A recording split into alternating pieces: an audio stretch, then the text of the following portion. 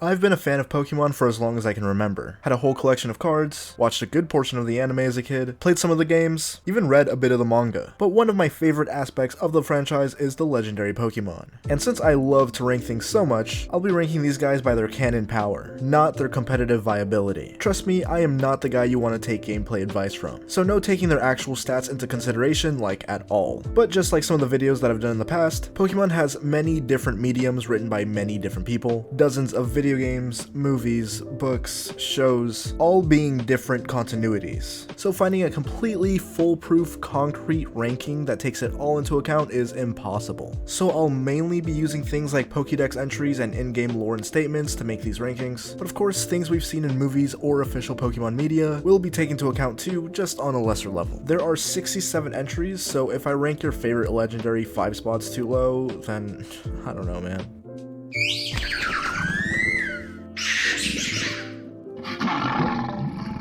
I'll be honest, I did not know where to start. There's a bunch of frauds here that Game Freak slapped a legendary stamp to, and I gotta say, I am not a fan of some of these newer guys. And also, I'll be ranking most of these guys in groups since legendaries usually come in pairs or trios, which are all relative in power. Pheasantipede, Munkidori, and Okidogi get the bottom spot because they simply don't have the showings of destructive power or against other powerful Pokemon. All that the loyal 3 have shown is that they lost a 4v1 against a legendary that we'll see later on this list. Not just lost, but died. Pheasantipede gets last since its ability is just spreading pheromones. Munkidori does get a bit of future sight, which is applicable to a fight, but not that much, obviously. And Okidogi is physically the strongest out of the 3.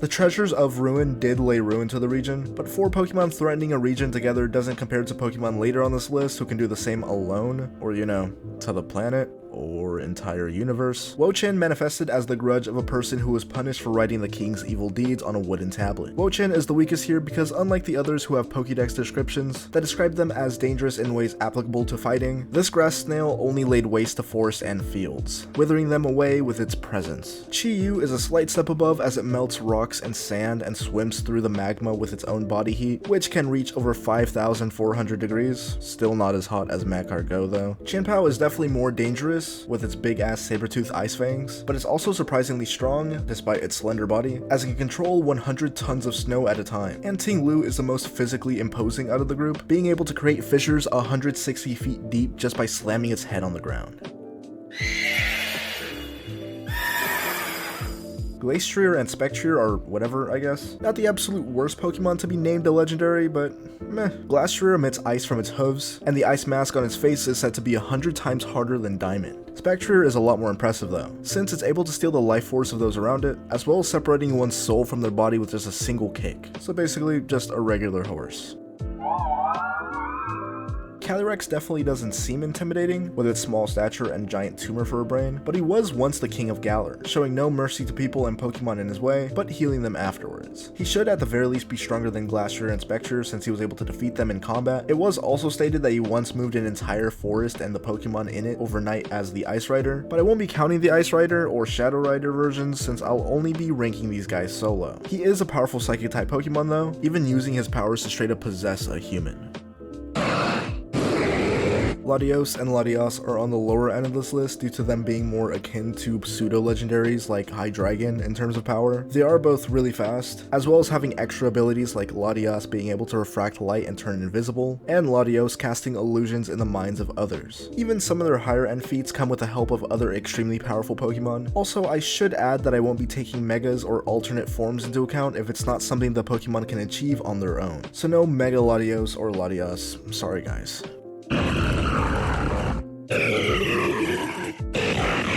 Unfortunately, the original Reggie trio comes next. Despite being legendaries, they're mostly portrayed as slightly more powerful Pokemon, fodder legendaries, like Pikachu whooped a Regice once. The anime just has some really wonky scaling. It took the 3 of them along with the help of the Elite Four to begin to contain a single clash between Kyogre and Groudon. Regirock has the least impressive description, saying it can repair itself using the rocks that it finds. Regice is a step above, since it's made of ice that can't be melted, and can freeze anything nearby by cooling the air around it to negative 328 degrees Fahrenheit. How true this is certainly up in the air though. And Registeel is the top of the group, since its body is made out of steel harder than any metal on Earth which can't be scratched.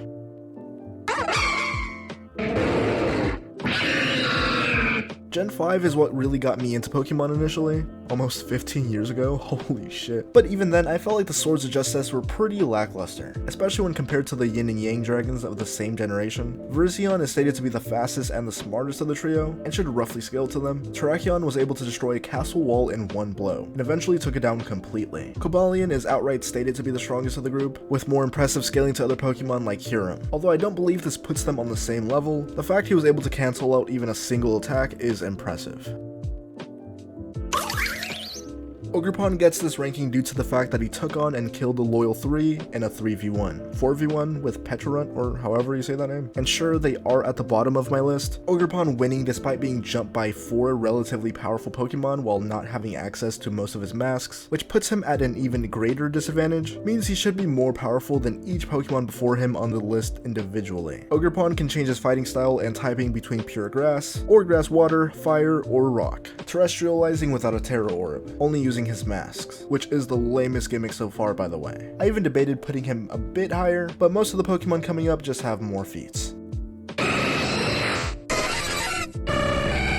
The legendary bird trio doesn't have much that puts them like above the Regis, but they are usually shown to be individually more powerful, like Articuno soloing entire Pokemon teams effortlessly. What really gets them up here past a few of the last guys is their scaling to Lugia. Fighting with a powerful legendary directly, the 3 combined should be around Lugia's level. I won't dive into him too much since Lugia comes later on the list, but their showing against him should more consistently scale them up than say Cobalion to Kyurem. Moltres and Zapdos are more or less interchangeable here. Moltres can chill in volcanoes and light up the night sky with its fire, and Zapdos can cause thunderstorms just by flying, but that's nothing too crazy in the Pokemon world. Articuno tends to get a lot more screen time, and is my favorite out of the trio, so it has more showings to go off of, like getting absolutely stomped by Mewtwo. Articuno can cause blizzards just by flying, and also aura farms near people who are doomed to freeze to death in the mountains.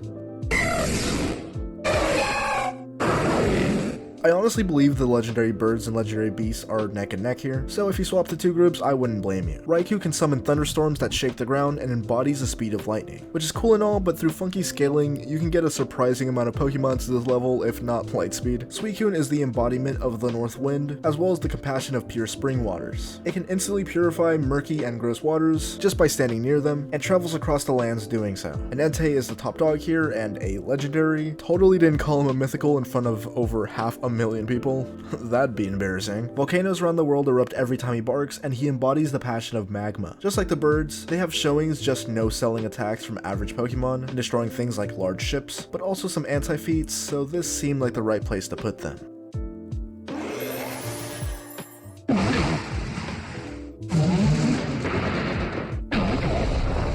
The forces of nature are here due to their complete control over, you guessed it, the forces of nature. And Amorous is more or less here just because it should scale directly to the others of the group, but it can create powerful whirlwinds. Tornadus and Thundurus should be equal since they fight so often. Tornadus can move at over 200 miles an hour and create winds powerful enough to blow away houses, while Thundurus has electricity powerful enough to straight up vaporize most enemies hit with it. He also causes forest fires and everyone hates him. Landorus can use the power of both lightning and wind. He's the peaceful one out of the original trio, and uses his power to grow crops. The strongest of the group since he's taken on both Tornadus and Thundurus at the same time. Regidrago and Regieleki stand out from the original Regis with more impressive statements, most likely just due to power creep both lore-wise and gameplay-wise, but whatever. Regidrago and Regieleki are stated to be some of, if not the most powerful Pokemon of their respective types, and had to be sealed away by the people of Galar who feared their power. Considering the fact that there are more Pokemon of both Dragon and Electric typing later on this list, I think it's fair to assume that this is quite the exaggeration. Regidrago's Pokédex entry states that it has the powers of every Dragon-type Pokemon, which is admittedly vague, and it used its own life force to further amplify its power, which goes incredibly hard. And Regieleki has enough electricity to power all of Galar on its own, and the rings on its body only help contain its power like it's Rock Lee's weights or something.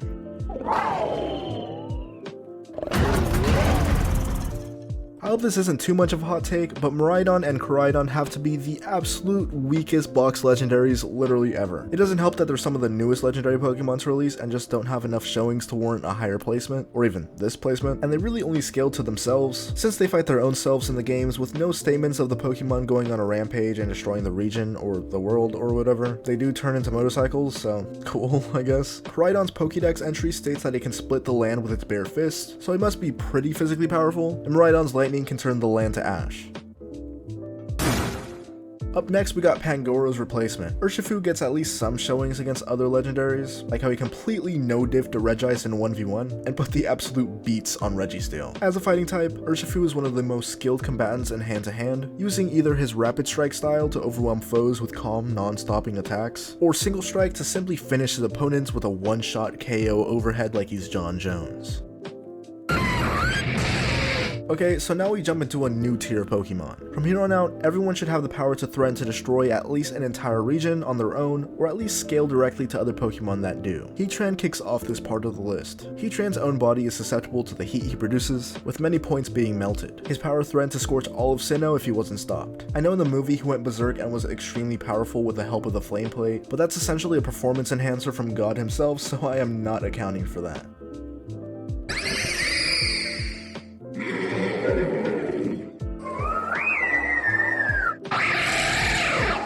The Tapus are surprisingly powerful despite looking like funny little guys. They're guardian deities of Alola and protect it from invaders and even fight the people who reside within it if they're the threat. Like how Tapu Bulu was able to destroy an entire village on its own when the people threatened it. Tapu Fini can trap people in its mist like it's some sort of a genjutsu, bridging the realms of the living and the dead. Most notably though, the four are able to fight and defeat Ultra Beasts on their own. Tapu Fini and Tapu Koko were able to scrap with Buzzwole and Guzzlord respectively, Guzzlord being able to gobble up entire mountains no issue. The four fought either Lunala or Solgaleo, and although they did lose, standing up to them is a feat in itself, and they're able to fight off Necrozma with the help of Lunala, Solgaleo, and a trainer.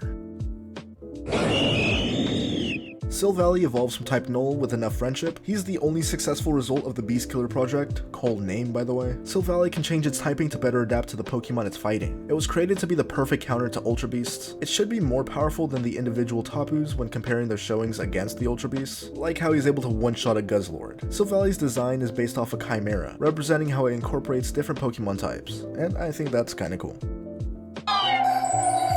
Cresselia was a weird one to place. She's the antithesis to Darkrai and should therefore scale directly to him. While he's the Harbinger of Darkness, Cresselia is the Dispeller of Darkness. It's just that Darkrai himself is an odd one to place. Sometimes he's scrapping with Dialga and Palkia, and other times he's losing to a Sceptile. And Sceptile is no joke, but I am not upscaling him to Universal. And even using Darkrai's showings against the Space and Time Gods is iffy to say the least, when he was mostly just avoiding their attacks and got annihilated when he did get hit. Cresselia also doesn't display the same kind of offense that Darkrai does. Typically portrayed as a healer. Cresselia is still a powerful psychic type, who was even shown to be able to travel through time in Pokemon Mystery Dungeon 2 while chasing Darkrai. Ho-Oh has the power to resurrect the dead, most notably the legendary Beast Trio when he gave life to 3 unnamed Pokemon that died in a fire. Each of its feathers has the ability to grant eternal happiness to anyone that gets a hold of it. Ho-Oh doesn't have as many big scary statements about its raw power as its deep sea counterpart, but they should be roughly around the same power. Lugia has a lot more feats and destructive capabilities than his rainbow bird cousin. It's said that by simply flapping his wings, Lugia can cause a 40-day storm that destroys houses. To mitigate the damage he causes, Lugia just chills at the bottom of the ocean. Lugia was powerful enough to take on the 3 legendary birds at the same time, each of which, as I mentioned, can cause destruction on their own just by flying around. Shadow Lugia is also capable of easily lifting a large cargo ship straight out of the ocean. This is a separate version, so whether or not base Lugia can pull off something similar is debatable, but certainly not out of the question. Regigigas is the creator of the 5 golems and should therefore be much more powerful than each of them. Tales tell of the original golem pulling each continent with ropes to where they are today, making him by far the physically strongest on this list so far, and possibly the strongest physically on this list bar for like the top 9 maybe. Noted with his signature move Crush Grip, where he crushes his enemies with the force of his grip. Go figure. Although the Pokédex itself does seem to have its doubts when it comes to the validity of these claims. But we have seen at the very least Reggie stop a large mountain that was moving towards him, so I'm pretty convinced. Regigigas' strength alone puts him at this level. I'll be completely honest, Terapagos is the Pokemon on this list that I know the absolute least about. I never played the Scarlet and Violet DLC, and in its base form, it's easily the weakest Pokemon on this list, no contest. Terapagos did survive the extinction of its own species by creating a shield around itself that protected it from seismic shifts. It also has a lifespan of over 1 million years, so just a regular turtle, I guess. It can absorb the energy from terrestrialized Pokemon, as well as completely remove any weather effects on the battlefield. But what really confused me, I guess, this about this Pokemon is its ability to affect time. It can bring people and Pokemon to different points in time, and from alternate timelines completely. It was also able to hurt a shiny Rayquaza with the move Ancient Power, so it's obviously powerful regardless of its time shenanigans, but this Rayquaza is a complete bum, so.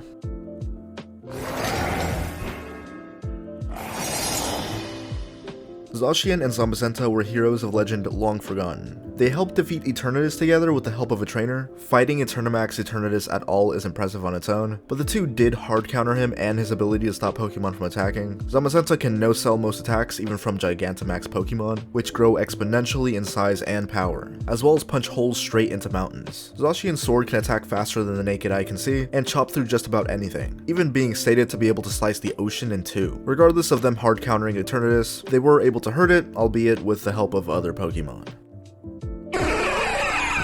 Having Mewtwo at 20 might just be blasphemous, but the competition gets pretty steep from here on out. Mewtwo was created specifically for battle by humans, who made him out of the DNA of Mew, as well as human DNA. Kinda creepy. In terms of scaling, he did scrap with Deoxys, who in turn has fought with Rayquaza, but Mewtwo isn't quite as strong as Deoxys, and Deoxys isn't quite as strong as Rayquaza, so it's shaky to say the least. Hell, Mewtwo even had to Mega Evolve just to contend with a Genesect. Mega Mewtwo Y is said to be able to crush skyscrapers with a thought, but we've seen base Mewtwo pull off similar feats. Mewtwo can still absolutely wipe through powerful teams no issue, including ones that contain Pokemon previously mentioned on this list. He remains completely motionless just so he can use 100% of his energy in battle. In different media, we have seen this guy lose fights against Pokemon on a lower caliber, but if I put him any lower, you guys might just actually show up at my house. Although he may have once been the strongest Pokemon to ever exist, the power creep caught up to him.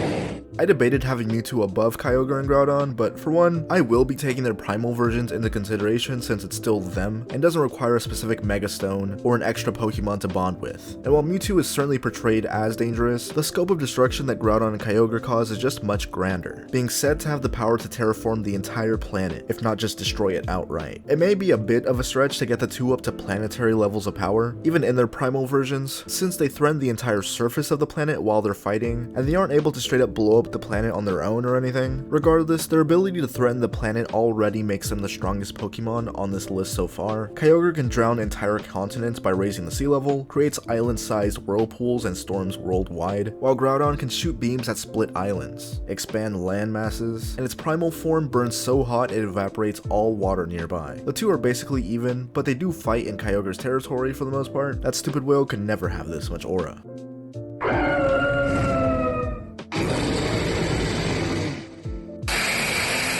The Tau Trio is a step above Kyogre and Groudon simply because of the Pokédex entries. While Kyogre and Groudon can cause worldwide cataclysmic events due to their fights together, which can span days or months straight, Reshiram and Zekrom can do that on their own, said to be able to scorch the entire world with fire and lightning respectively. Reshiram is able to move the entire atmosphere and change the weather with its tail. Zekrom can cause large thunderstorms, which like, whatever at this point, you know? Zekrom does have some impressive showings like soloing Univa's Elite Four and Champion, as well as fighting Kyurem White. Kyurem is flat out stated to be the strongest out of the three, even defeating Reshiram in a 1v1. While Reshiram and Zekrom stand for truth and ideals, Kyurem just eats people. Using just part of Kyurem's power, Unova was completely covered in unbreakable ice, stated to be able to cover the entire planet in ice as well. And like I stated before, I won't be covering fusions like Kyurem White or Black, or even the hypothetical complete version of the dragon.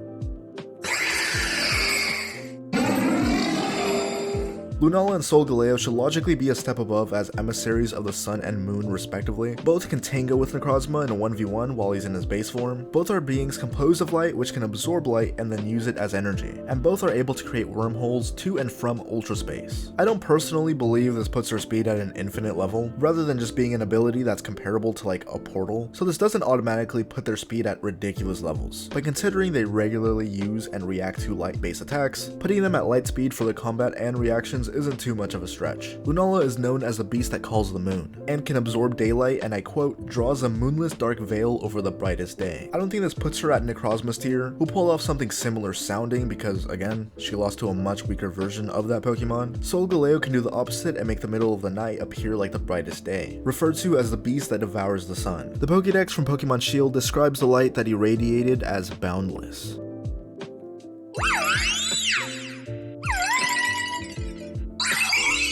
Okay, so the Lake Trio was a weird one to place. In terms of solo destructive power, they're nowhere near the Pokemon around this part of the list. Hell, even the Pokemon a good bit lower. But they were created by Arceus alongside the Creation Trio to keep Dialga and Palkia in check. And let's not beat around the bush here. I know it, you know it, we all know that those two are somewhere at the top of the list, and to be able to control them at all has to put them high on any one of these lists. The thing is, it takes 3 of them combined just to calm one of them at a time. In Legends Arceus, we saw the 3 of them together form a red chain, the same chain we've seen in Pokemon multiple times to control and harness Palkia and Dialga's power, and I hope I've made it clear, but probably not. I'm still ranking each Pokemon individually, not as a group. They're just grouped up because Pokemon within the same pair or trio tend to be the exact same level of power as each other. Regardless of all that, the chain can still fail to calm these guys down if they're pissed off enough. That being said, their individual psychic power should have similar effects on the Pokemon that I've mentioned so far. I know they're weaker otherwise, so don't worry, I wouldn't die on this hill. If you guys think they're much weaker or should be right next to the Creation Trio, then have at it in the comments.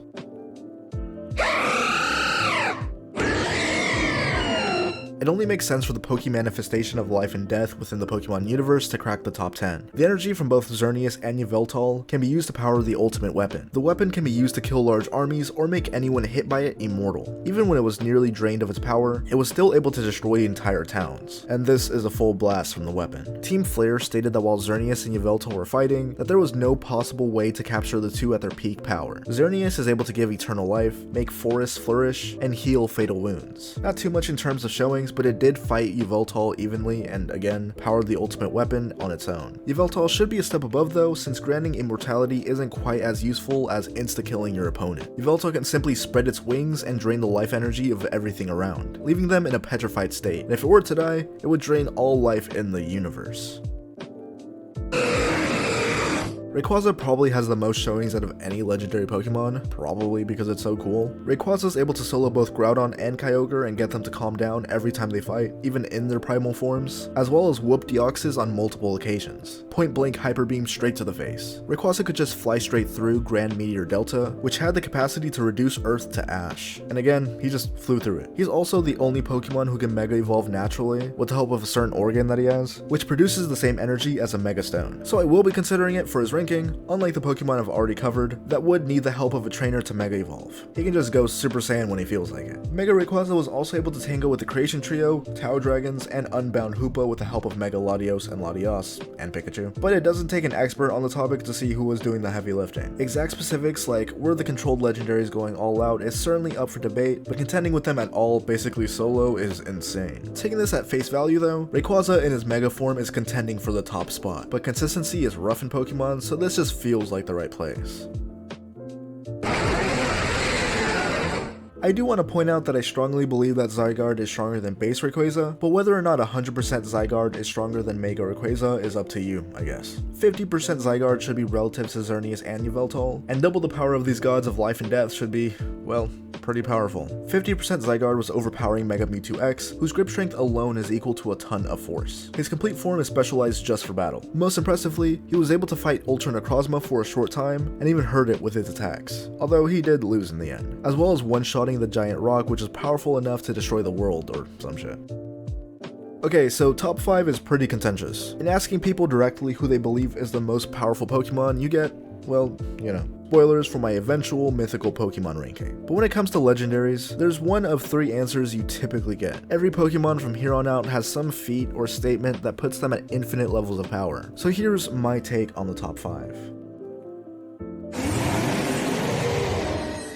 Eternatus came along with Dynamaxing and Gigantamaxing in Gen 8 Sword and Shield. Eternatus in its Eternamax form is strong gameplay-wise, with the highest stats in the game to date with a base total of 1,125, nearly 300 points higher than second place, tied by Mega Rayquaza and Mega Mewtwo. It's also the largest Pokemon we've seen at 100 meters in length, or 328 feet for the rest of us normal people. Eternatus is definitely meant to feel like the biggest bad so far. It was able to force Pokemon to Dynamax, and its poison was making people and Pokemon more violent. It was described as having infinite power leaking out of it at all times, even disrupting the fabric of space and time as it did so. I mean, eternity is literally in its name. It was also able to solo Leon's team, dubbed the strongest trainer in the region and possibly the world. These feats and statements are enough to put it in the high end of the list, but it just doesn't have the feats that the next guys have.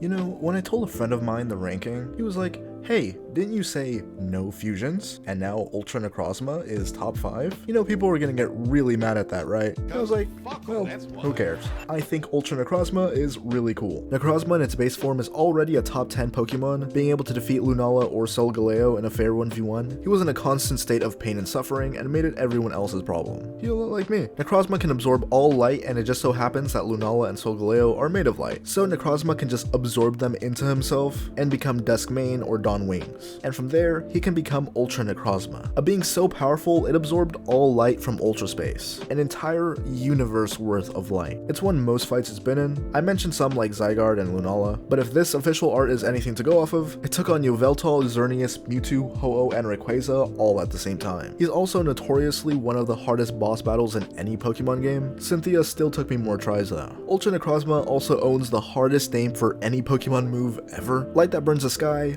or the direct translation, Heaven's Scorching Light of Destruction, which is even cooler. Look, you're not surprised, I'm not surprised. This was inevitable. The Creation Trio is easily the strongest 3 Pokemon in the Pokemon universe aside from God himself, who isn't on this list. All 3 are capable of creating and destroying entire universes. On some occasions, their mere presence is a threat to the universe. Palkia created space and expanded the sky to infinity. It can also create pocket dimensions to live inside of, but can freely move between dimensions, universes, timelines, whatever. And I know Palkia is the god of space, but Dialga can pretty much do the same thing, with the added benefit of having complete control over time. It said that time began to flow when its heart started beating. Dialga can slow down, speed up, freeze, or even reverse time as it pleases. They're portrayed as equals, but I'd give the edge to Dialga. And of course, Giratina is the strongest out of the Creation Trio, the Landorus or the Kyurem of the group. Where the Lake Trio can possibly subdue one of these gods with the red chains, Giratina is not to be controlled by these 3. Seen on multiple occasions through different continuities as easily shattering these chains. Giratina rules over the Distortion World, where it was banished to by Arceus for being too violent and awesome. In Legends Arceus, there's an entry that states that a powerful light casted a dark shadow. If Arceus is the light, then Giratina must be the shadow. As cool as that statement is, I don't think Giratina is anywhere close to Arceus, at least its true form, but it can distort time and space, as we saw in Legends Arceus. He created large space-time distortions and cracks in the sky while residing in a whole different dimension. On top of having the powers of the last 2 entries, Giratina has complete control over antimatter, which is matter going backwards in time, or something, I don't know. Basically, he can erase things from existence. For reference, 1 gram of matter colliding with 1 gram of antimatter would create the same energy as a nuclear bomb. 2 grams. Imagine a full blast of the stuff. To the surprise of no one, Giratina is the strongest legendary in Pokemon. Thanks for watching today's ranking. I underestimated how long this video would take, and keep in mind I haven't played every single game, seen every episode, every movie, read all the manga, so if I left something out or got something wrong, make sure to let me know, although I'm sure you've already done that by now. Huge thanks to Something in the World for today's thumbnail. His Twitter's down in the description as per usual. Next video is either a revamp on the Valorant ranking, or something Doom related since I just finished Dark Ages. Subscribe to see when those are out, and I'll see you guys later.